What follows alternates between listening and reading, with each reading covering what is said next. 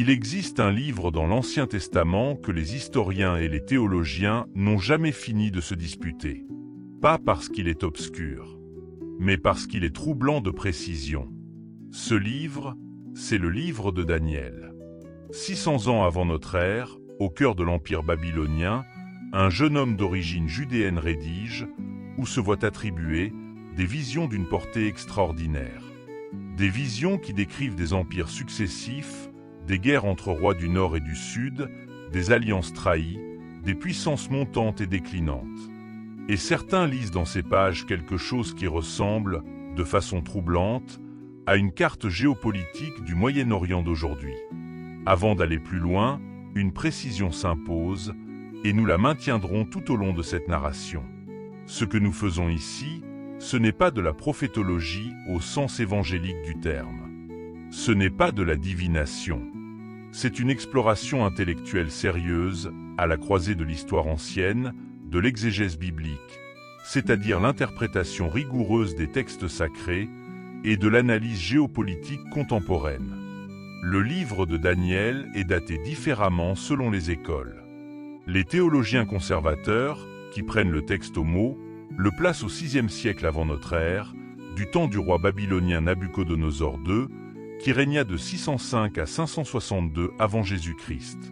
Les historiens critiques, eux, notamment depuis les travaux de Julius Wellhausen à la fin du XIXe siècle, et plus récemment ceux de John Collins dans son commentaire monumental Daniel, publié en 1993 dans la série Hermeneia, situent la rédaction finale du livre vers 165 avant Jésus-Christ, sous la persécution du roi séleucide Antioche IV, Épiphane. Cette différence de datation est fondamentale. Car si Daniel a écrit au VIe siècle, alors certaines de ses prophéties concernant Alexandre le Grand ou les empires perses relèvent du surnaturel. Mais si le texte a été rédigé au IIe siècle, comme le pense la majorité des chercheurs contemporains, alors ces passages sont ce que les spécialistes appellent un vaticinium ex eventu, une prophétie écrite après les faits, habillée en vision d'avenir. Un procédé littéraire courant dans l'Antiquité qui ne diminue en rien la valeur spirituelle du texte, mais qui change radicalement sa lecture géopolitique. Nous reviendrons sur ce point. Pour l'instant, entrons dans le texte lui-même. Le chapitre 2 du livre de Daniel rapporte que le roi Nabuchodonosor fait un rêve. Un rêve qui le trouble profondément, à tel point qu'il menace de mort tous ses sages s'ils ne lui révèlent pas le contenu du rêve avant de l'interpréter. Une exigence impossible pour n'importe qui, sauf pour Daniel, qui, selon le récit, reçoit la révélation directement de son Dieu. Le rêve décrit une statue colossale. Sa tête est en or pur. Sa poitrine et ses bras, en argent. Son ventre et ses cuisses, en bronze. Ses jambes, en fer. Ses pieds, en un mélange de fer et d'argile. Et une pierre, taillée sans les mains d'un homme, vient frapper les pieds, brise la statue, et devient elle-même une montagne qui remplit toute la terre. Daniel interprète. La tête d'or, c'est Nabuchodonosor lui-même et son empire babylonien. L'argent est un empire inférieur qui viendra après lui. La tradition identifie cela à l'empire Mède-Perse, fondé par Cyrus le Grand en 550 avant Jésus-Christ. Le bronze désigne un troisième empire, universellement associé à Alexandre le Grand et aux Grecs. Le fer, un quatrième empire, impitoyable et broyeur, Rome, dans la lecture chrétienne traditionnelle. Et les pieds d'argile et de fer représentent un royaume divisé, fragile dans sa force même, incapable de tenir ensemble. Cette structure en 4 empires n'est pas unique à Daniel. On la retrouve dans la littérature grecque et romaine. Hésiode, le poète grec du 8e siècle avant Jésus-Christ, décrit dans Les Travaux et les Jours une succession de races, or, argent, bronze, héros, fer. Ovide reprendra le même schéma dans ses Métamorphoses, au 1er siècle avant Jésus-Christ. C'est donc une structure intellectuelle commune à l'Antiquité. L'idée que le temps est une dégradation progressive, que les empires s'affaiblissent à mesure qu'ils se succèdent. Mais ce qui distingue Daniel de ces récits, c'est la précision des développements suivants. car les chapitres 8 à 11 entrent dans un niveau de détail géopolitique qui a fasciné et dérangé les lecteurs depuis des siècles. Le chapitre 8 du livre de Daniel décrit une vision que le texte lui-même prend soin d'identifier, ce qui est rare. Daniel voit un bélier à 2 cornes se tenant face à l'ouest. Il charge dans toutes les directions. Rien ne lui résiste. Puis vient un bouc, venu de l'ouest, qui traverse la terre sans toucher le sol, une image de vitesse absolue. Le bouc a une corne unique et proéminente entre les yeux. Il attaque le bélier avec une fureur terrible, le brise, le piétine. Et à l'apogée de sa puissance, la grande corne se brise. À sa place surgissent 4 cornes, et de l'une d'elles sort une petite corne qui grandit en direction du sud, de l'est, et vers le pays glorieux. Le texte ne laisse pas le lecteur dans l'incertitude. Au verset 20, l'ange Gabriel, nommément mentionné, ce qui est rare dans la Bible hébraïque, explique. Le bélier à 2 cornes représente les rois de Médie et de Perse. Le bouc, c'est le roi de Grèce. La grande corne, c'est le premier roi. Les 4 cornes qui le remplacent, ce sont 4 royaumes issus de cette nation, mais qui n'auront pas sa puissance. Pour tout historien, la correspondance est transparente. Le bélier à 2 cornes, Médie et Perse, représente l'empire achéménide, notamment sous Darius III, dernier roi perse, qui régna de 336 à 330 avant Jésus-Christ. Le bouc qui vient de l'ouest à une vitesse foudroyante, c'est Alexandre le Grand. La grande corne brisée à l'apogée, c'est Alexandre lui-même, mort à Babylone en 323 avant Jésus-Christ à l'âge de 32 ans, sans successeur désigné. Les 4 cornes, ce sont ses généraux, les diadoques, mot grec signifiant successeur, qui se partagèrent l'empire.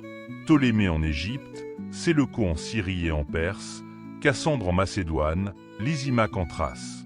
Et la petite corne qui grandit et profane le lieu saint? Pour les historiens qui datent le livre au IIe siècle, la réponse est évidente. Antiochos VI, Épiphane, roi séleucide, qui en 167 avant Jésus-Christ fit ériger une statue de Zeus dans le temple de Jérusalem et interdit les pratiques juives sous peine de mort. C'est cet événement qui déclencha la révolte des Maccabées, relatée dans les livres des Maccabées, texte deutérocanonique, c'est-à-dire reconnu dans la Bible catholique mais pas dans la Bible hébraïque, et qui donna naissance à la fête de Hanouka. Mais les lecteurs d'orientation prophétique, et ils sont nombreux, des commentateurs médiévaux jusqu'aux théologiens évangéliques américains du XXe siècle comme John Walvoord, dans son ouvrage Daniel. The qui tout prophétique révélation, publié en 1971, voit dans cette petite corne une figure qui transcende Antiochos, une préfigure, un archétype. Et c'est là que la lecture géopolitique contemporaine commence à se greffer sur le texte ancien. Le chapitre 11 du livre de Daniel est probablement le passage le plus saisissant de tout l'Ancien Testament pour un lecteur géopolitique. Il s'étend sur 45 versets. Il décrit, avec une précision remarquable, des guerres, des alliances, des mariages dynastiques, des trahisons, des campagnes militaires. Les historiens qui ont étudié ce chapitre, notamment John Collins que nous avons déjà cité, mais aussi le bibliste français André Lacocque dans son commentaire, le livre de Daniel, publié en 1976, reconnaissent que les événements décrits correspondent presque point par point aux guerres syriennes entre les Ptolémées d'Égypte et les Séleucides de Syrie, entre 274 et 168 avant Jésus-Christ. Le texte parle d'un roi du Sud et d'un roi du Nord. Ce vocabulaire est géographique, pas symbolique. Du point de vue de la terre d'Israël, l'Égypte est au sud, la Syrie au nord. Les Ptolémées sont les rois du sud.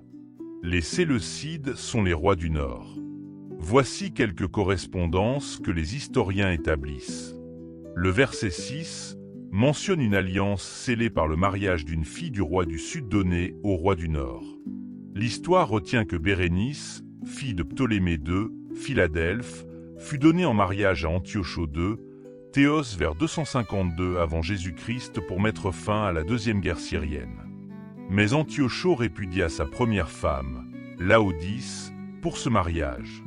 Quand Ptolémée II mourut, Laodice reprit le pouvoir, fit empoisonner Antiochos, puis fit tuer Bérénice et son fils. Le texte de Daniel dit exactement cela. Elle sera livrée, ainsi que ceux qui l'avaient amenée et celui qui l'avait engendré. Le verset 10 évoque des fils du roi du Nord qui rassemblent de grandes armées. Ce sont Séleucos III, Sérono et Antiochos III, le Grand. Le verset 11 décrit une grande bataille où le roi du Sud met en fuite une immense armée.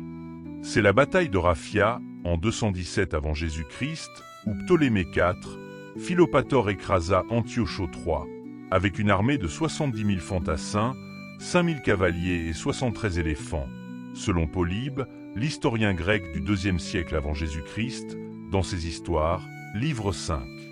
Ce niveau de correspondance avec l'histoire vérifiable est ce qui convainc les historiens critiques que le texte a été rédigé par un auteur qui connaissait ces événements.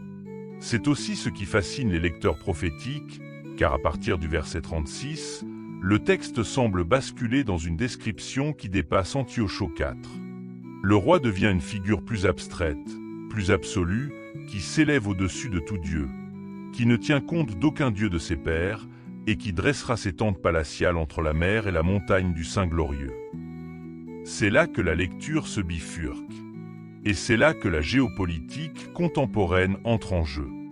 Depuis le XIXe siècle, les lectures du chapitre 11 de Daniel ont suivi deux grandes trajectoires.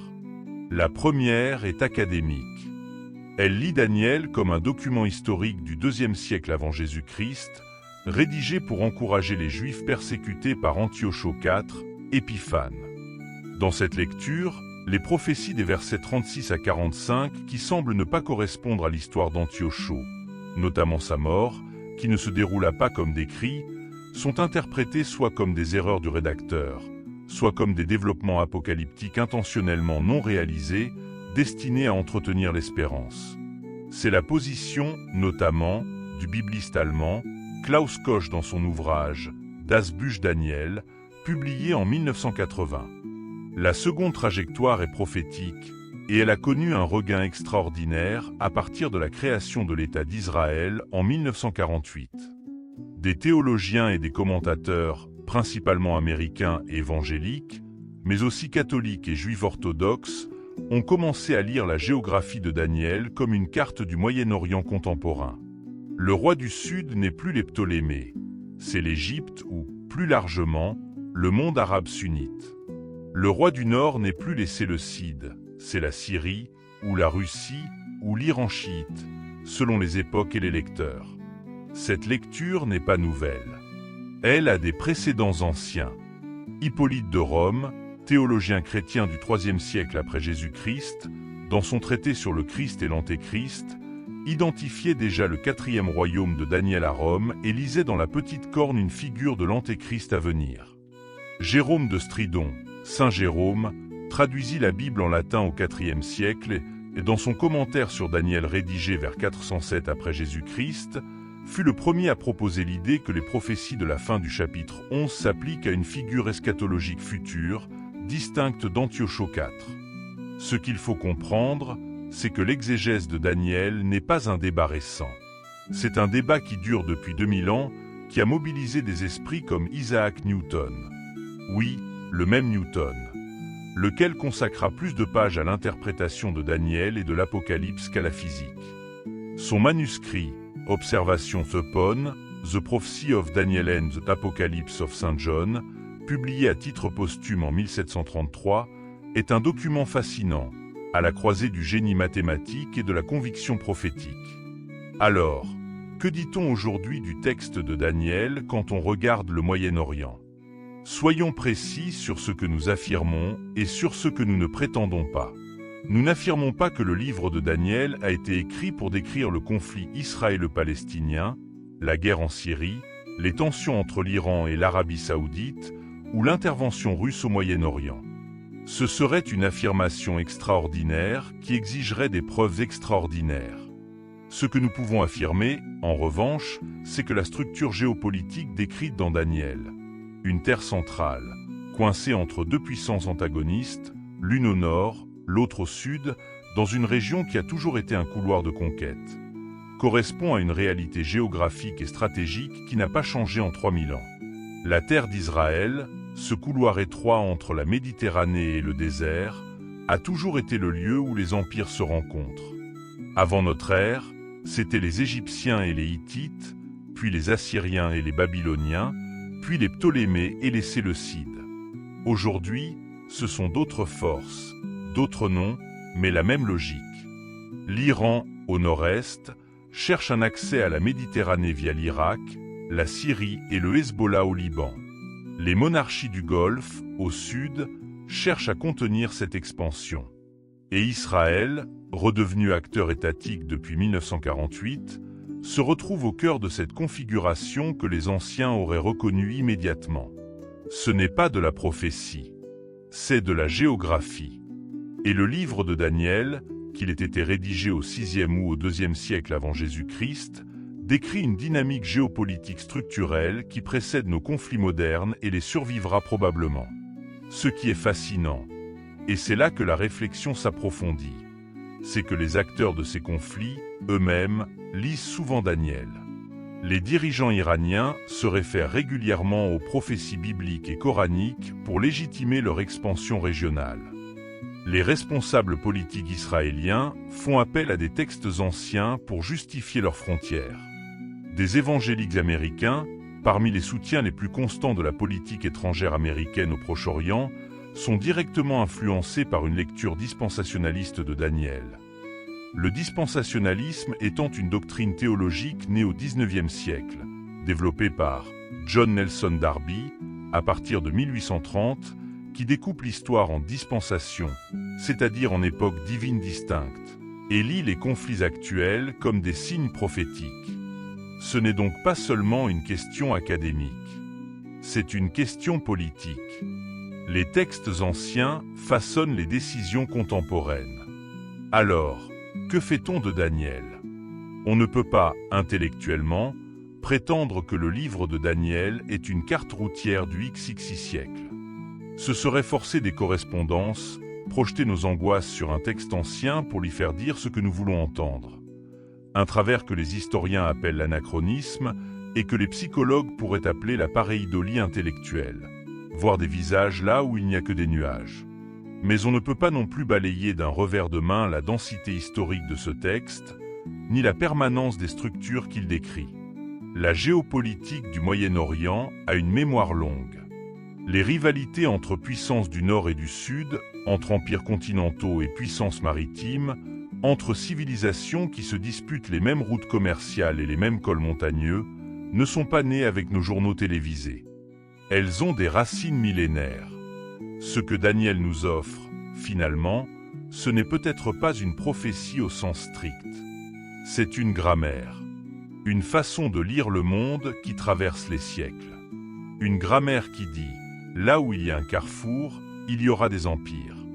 Là où il y a des empires, il y aura des guerres. Là où il y a des guerres, il y aura des hommes qui cherchent dans les textes anciens une raison d'espérer ou une justification pour combattre. Et c'est peut-être là le vrai enseignement du manuscrit noir. Les textes ne prédisent pas l'avenir, mais ils révèlent quelque chose de durable sur la nature humaine et sur les structures du pouvoir. Et cela, aucune datation, aucun débat académique ne peut l'effacer.